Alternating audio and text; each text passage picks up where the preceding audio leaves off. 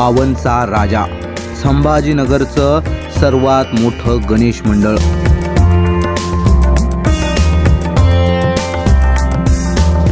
एकवीस फूट उंच भव्य मूर्ती, हीच या मंडळाची ओळख. मला 21 फुटाची गणपतीची मूर्ती बनवायची आहे. ते हसायला लागले की म्हणायला लागले, बो 21 फुटाची मूर्ती कशी बनवू मी, माझं घर 10 फुटाचं, मी 21 फुटाची मूर्ती बनवणार कशी. संभाजीनगरमध्ये पहिल्यांदा एवढ्या उंचीची मूर्ती बसून इतिहास रचला गेला.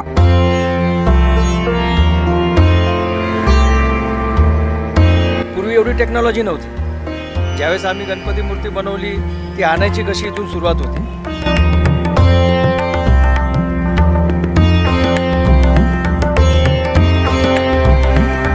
त्यावेळेस आम्ही रोशन गेटवरनं मिरवणुकीला सुरुवात केली. तर मिरवणूक ही आमची 36 तास चालली.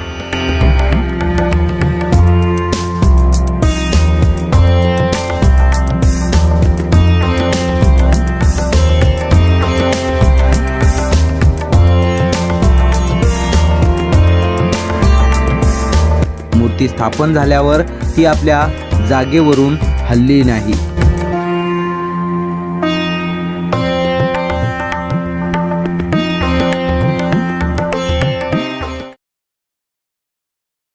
संभाजीनगर इतिहास आणि संस्कृतीनं नटलेलं शहर. या शहरात गेल्या 3 दशकांपासून गणेशोत्सवाचं एक भव्य आणि दिव्य रूप पाहायला मिळतं. पावनचा राजा, संभाजीनगरचं सर्वात मोठं गणेश मंडळ. सन 1992 मध्ये संस्थापक अध्यक्ष प्रमोद काका नरवडे यांनी या मंडळाची स्थापना केली. आज आपल्या 33व्या वर्षात पदार्पण करत असलेलं हे मंडळ भक्तिभाव, परंपरा आणि ऐक्याचं प्रतीक बनलं आहे.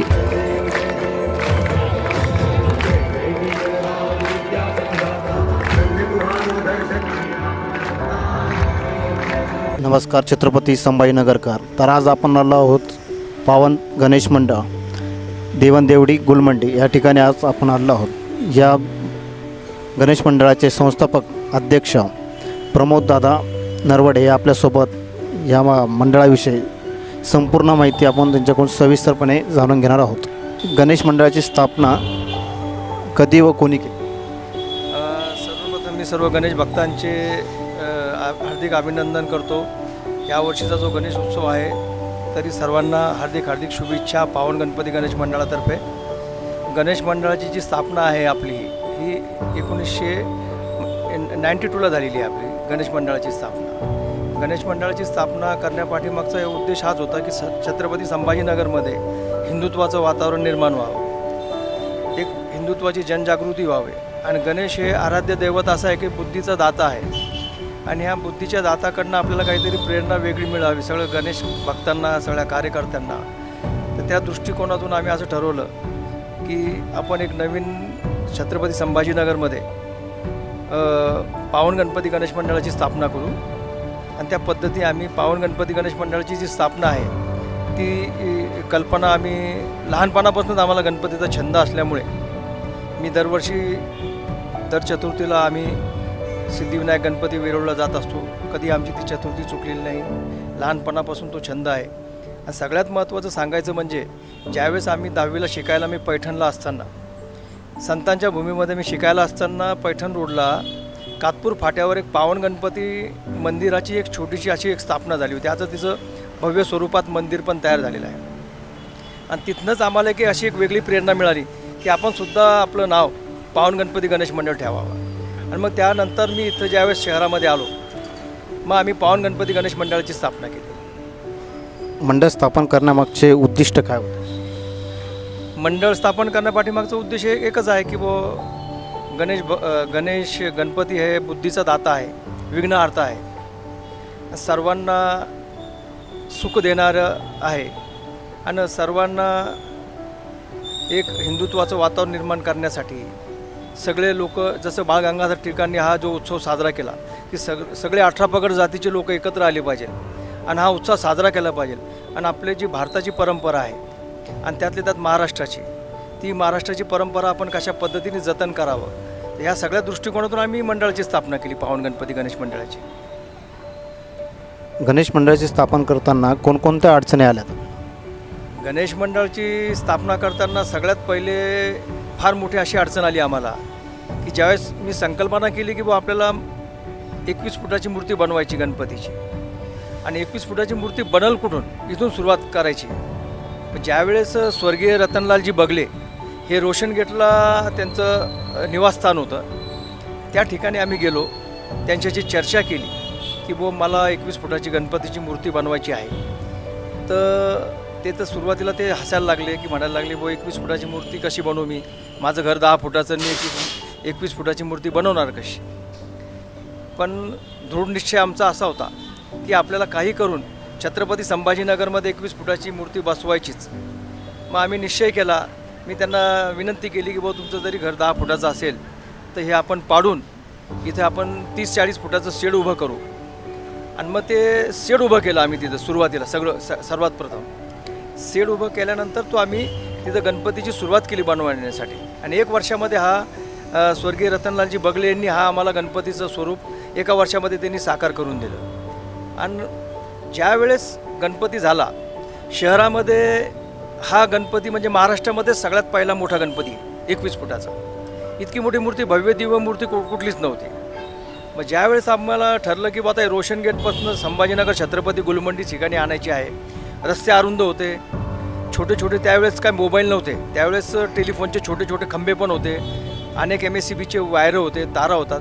पण सगळ्या डिपार्टमेंटनी, पोलीस डिपार्टमेंट असू द्या, पत्रकार बंधू असू द्या, त्याच्यानंतर MSCB असू द्या, टेलिफोन ॲक्शन असू द्या, सगळ्यांनी आम्हाला मदत केली. आणि विशेष म्हणजे ज्यावेळेस आम्ही रोशन गेटवरनं मिरवणुकीला सुरुवात केली, तर मिरवणूक ही आमची 36 तास चालली. 36 तास मिरवणूक चालू असताना सगळ्या जाती धर्माच्या लोकांनी, जोपर्यंत गणपती दिवाणदुडी गुलमंडी इथे येत नाही तोपर्यंत सगळ्यांनी सहकार्य केलं. आणि आम्ही अहोरात्र प्रयत्न करून श्री पावन गणपती गणेश मंडळाची इथं स्थापना केली. त्याच्यानंतर इथं भव्य दिव्य असे मंदिर उभारलं. आणि याचं सहकार्य सर्व गणेश मंडळाच्या कार्यकर्त्यांना, सगळ्या शहरातल्या लोकांना आहे. 21 फूट उंच भव्य मूर्ती हीच या मंडळाची ओळख. संभाजीनगरमध्ये पहिल्यांदा एवढ्या उंचीची मूर्ती बसवून इतिहास रचला गेला. मूर्ती स्थापन झाल्यावर ती आपल्या जागेवरून हलली नाही, हीच त्यांची श्रद्धा. आणि याच कारणांमुळे काही वर्षांनी तिथेच भव्य मंदिर उभारण्यात आलं. या मंदिराच्या निर्मितीसाठी खास हैदराबादहून कारागीर बोलवले गेले. आजही मूर्ती कायमस्वरूपी तिथेच विराजमान आहे. फक्त प्रत्येक वर्षी समोरच 11 दिवसांसाठी हुबेहूब प्रतिकृतीची मूर्ती बसवली जाते आणि दरवर्षी आगळा वेगळा देखावा साकारला जातो. या मंडळाचा गणेशोत्सव म्हणजे पारंपरिकतेचं जतन. आगमन सोहळ्यात DJ नसतो, पण महाराष्ट्रासकट वेगवेगळ्या राज्यातील बँड, लाईट शो आणि सांस्कृतिक कलांची मेजवानी असते.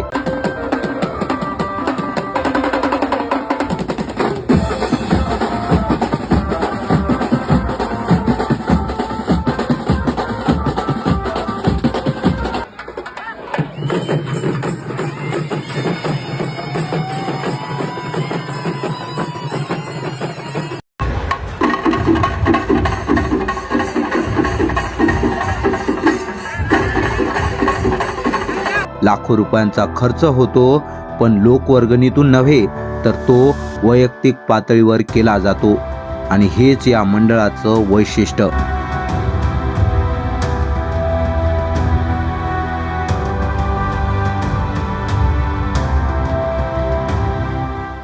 पहिल्या वर्षीच्या गणपती स्थापनेत आत्ताच्या गणपती स्थापनेत काय फरक जाणवतो?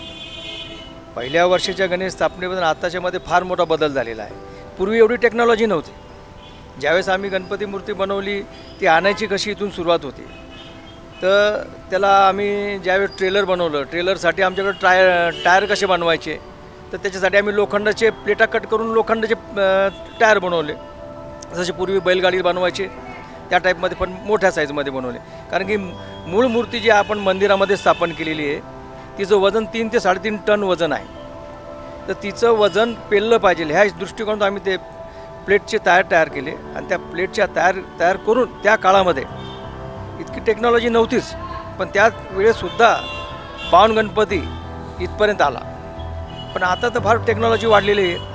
त्याच्याच आता उदाहरण सांगतो तुम्हाला. आता ह्या वर्षी जे आम्ही आता मुलांनी परत मंडळाचे ठरवलं की काका आपण आता आपली मूर्ती स्थापन केलेली आहे, आपल्याला विसर्जनासाठी किंवा ज्यावेळेस आपण आगमन सोहळा तयार करतो त्यावेळेस आपल्याकडं मूर्ती अवेलेबल नाही, तर आपण दरवर्षी छोटीच मूर्ती बनवतो. पण आमची अशी इच्छा आहे की आपण सगळ्यांनी मिळून परत एकदा अशीच हुबेहूब त्याच गणपतीचा जुळा भाऊ आपण तयार करू.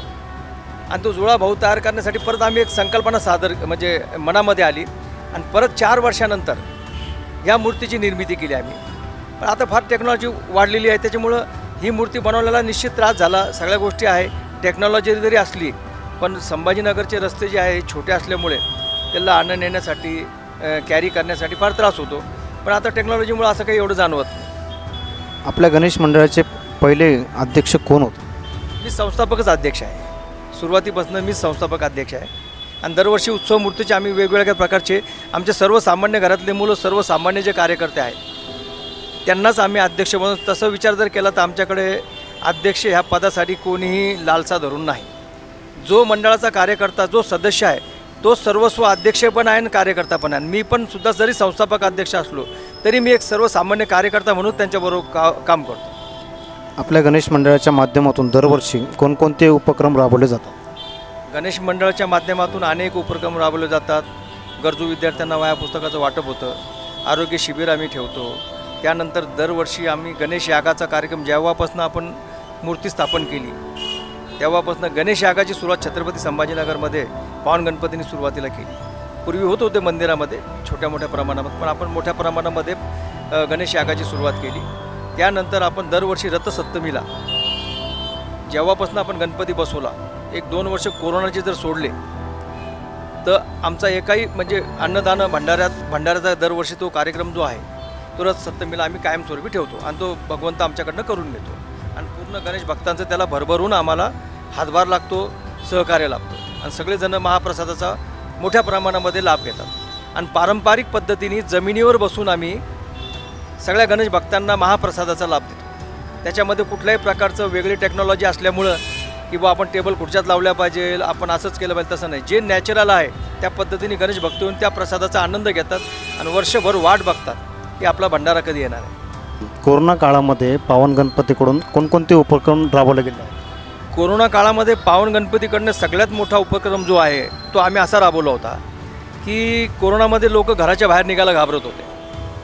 पण नंतर मी शेतकरी कुटुंबातला आहे. मी स्वतः शेतकरी आहे. माझ्याकडे एसटीपी पंप होते, छोटे ट्रॅक्टर्स अवेलेबल होते माझे स्वतःचे.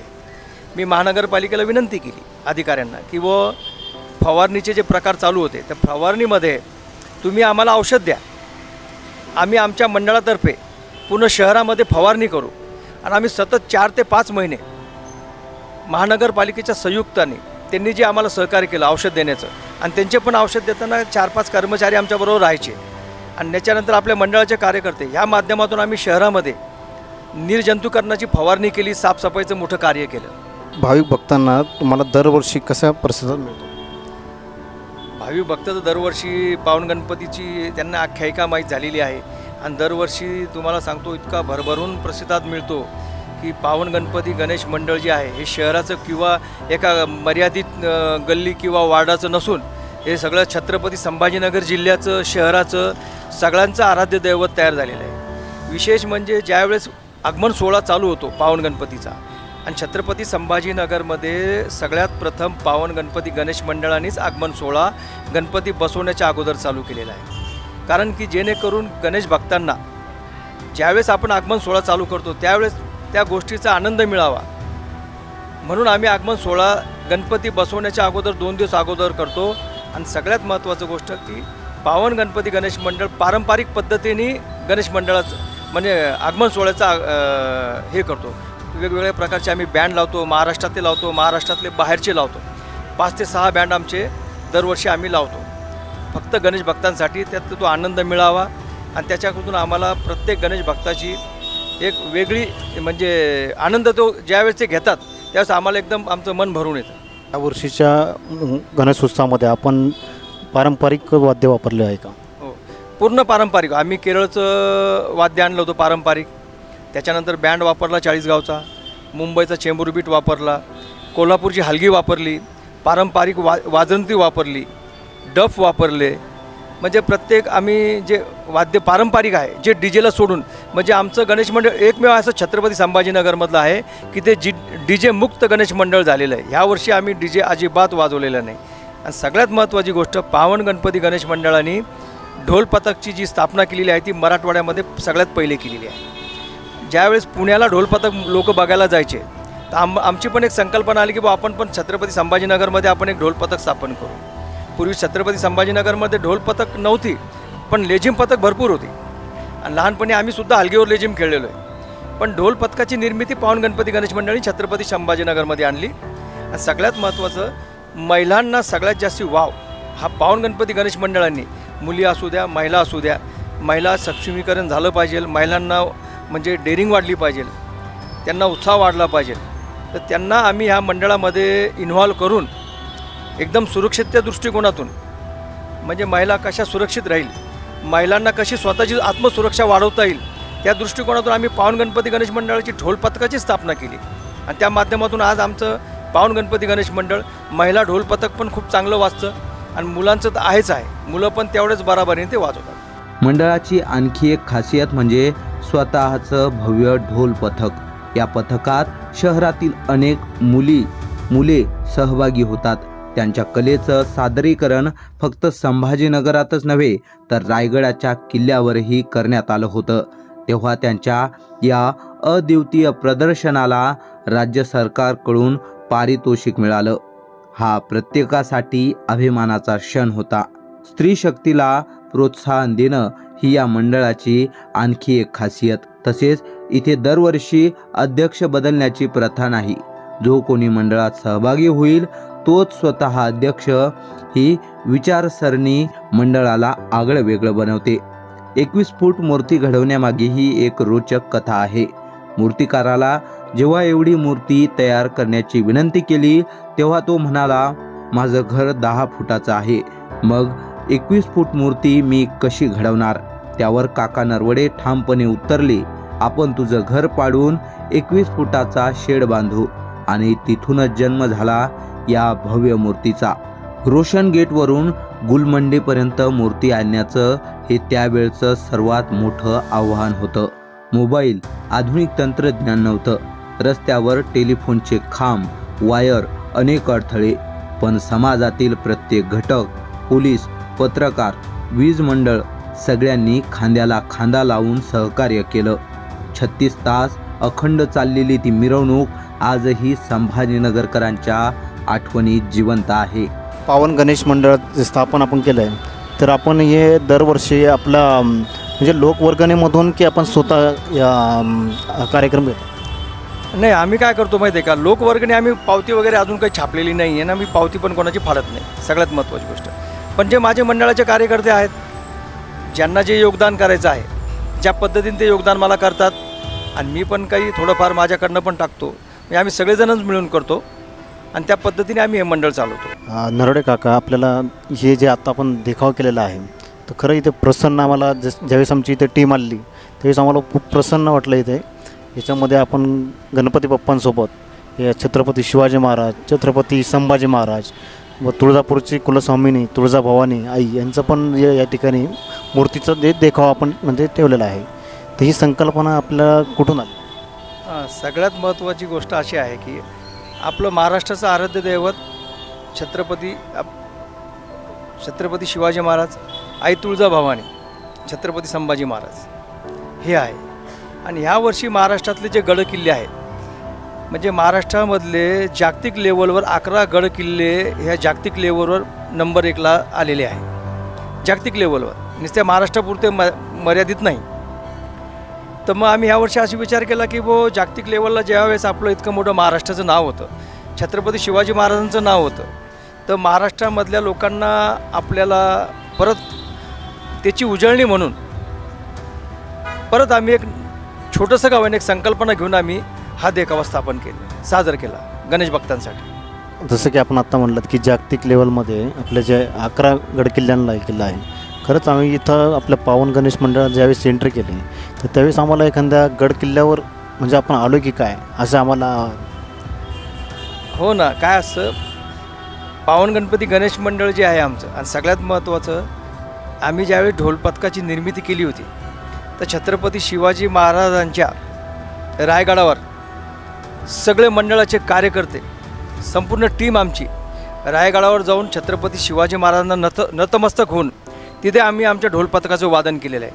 पावन गणपती गणेश मंडळ कुठलं कमर्शियल नाही, फक्त पावन गणपती गणेश मंडळ हे ढोल पथक फक्त गणपतीसाठी आणि छत्रपती शिवाजी महाराजांच्या गड किल्ले जे रायगड आहे तिथे जाऊनच नतमस्तक होतं. आणि सगळ्यात महत्त्वाचं, पावन गणपती गणेश मंडळातले जे मुलं आहे हे पूर्ण सर्व्हिसला चांगल्या ठिकाणी चांगल्या हुद्द्यावर आहे.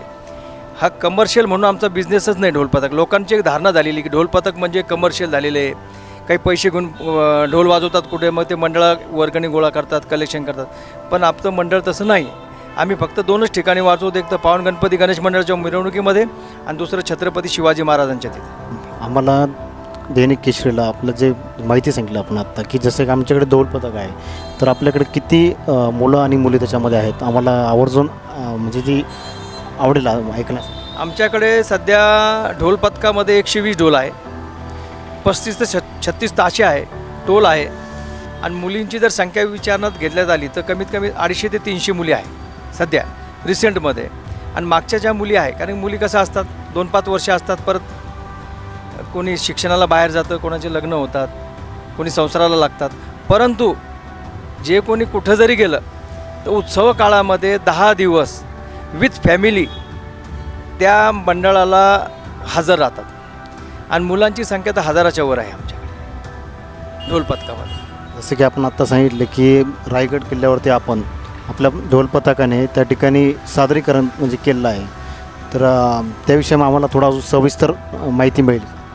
रायगडमध्ये आम्ही ज्यावेळेस सादरीकरण केलं ढोल पथकाने, त्यावेळेस महाराष्ट्र सरकारने आम्हाला, भारतीय जनता पार्टीचं सरकार होतं, विनोद तावडेजी, फडणवीसजी यांनी जो कार्यक्रम ठेवला होता रायगडावर, तिथं पावन गणपतींनी जे वादन केलं त्याचा नंबरसुद्धा आला होता. आम्हाला बक्षीस मिळालं तिथं रायगडवर. खूप चांगलं वादन महाराष्ट्रातून, छत्रपती संभाजीनगर जिल्ह्यातून पावन गणपती गणेश मंडळाने साजरं केलं होतं. त्याच्यासाठी आम्हाला त्यांनी पारितोषिक पण दिलं होतं, त्यांनी आमचं भूषण केलं, पारितोषिक पण दिलं होतं आम्हाला.